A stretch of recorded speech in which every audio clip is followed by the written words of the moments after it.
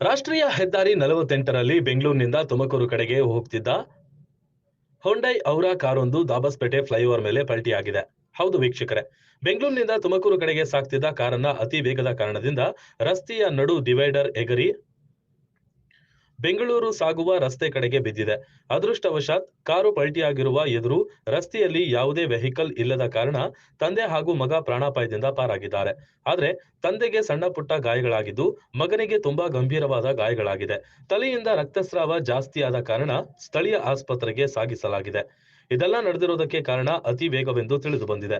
ಬೆಂಗಳೂರಿನಿಂದ ತುಮಕೂರು ಕಡೆಗೆ ಸಾಗ್ತಿದ್ದ ಕಾರು ಉಲ್ಟಾ ಬೆಂಗಳೂರು ಕಡೆ ರಸ್ತೆಗೆ ಬಿದ್ದಿದೆ.